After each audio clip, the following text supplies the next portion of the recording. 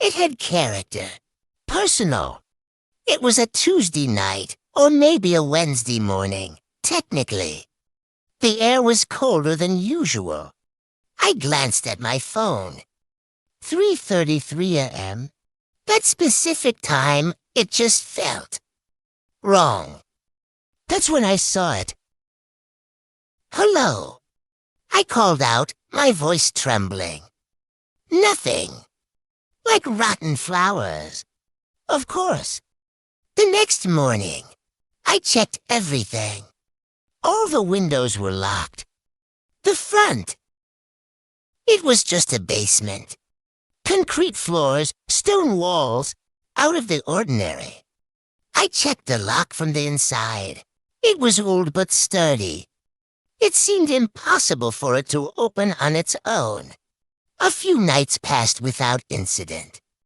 I started to relax. I even laughed about it with a friend over the phone.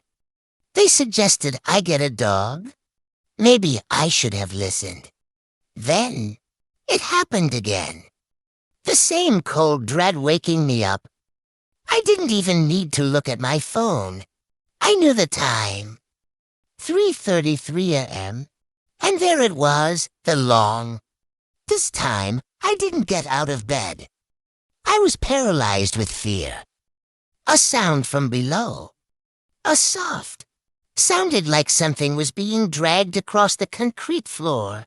My blood ran cold. It wasn't a burglar.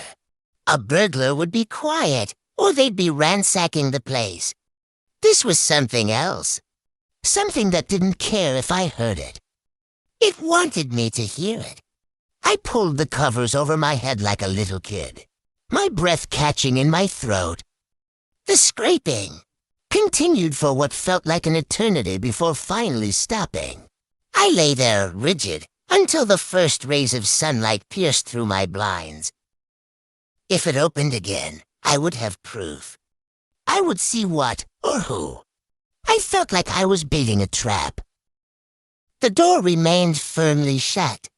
1 a.m., 2 a.m., 3 a.m. The minutes ticked by. 3:30. My heart started to pound. 3:31. 3:32. And then, my phone almost slipped from my sweaty hands. It wasn't a draft. It wasn't me. There was no one there. No visible hand, no shadowy figure. The open door was just there. An invitation. Then the scraping sound started again, louder this time, closer. It was coming up the stairs. I couldn't look away from the screen. A shape began to. I couldn't make out what it was. It was dragging itself up, step by agonizing step. It wasn't human. It was too thin, its limbs too long, bending at angles that were just wrong. As it came into the faint light from the hallway, I saw a face. A pale, featureless face, with two dark pits where eyes should be and a gaping, silent mouth. It wasn't crawling with hands and feet. It was pulling itself up with long, bony fingers, its nails making that horrible scraping sound on the wooden steps. It reached the top of the stairs and paused. I was trapped. My bedroom door was right there in the hallway. I held my breath. It was tall, so tall it had to stoop to avoid hitting the ceiling. It took another step, its bare, discolored feet slapping softly against the wooden floor. Then it stopped. It turned its head directly towards my bedroom door. It knew. It had always known.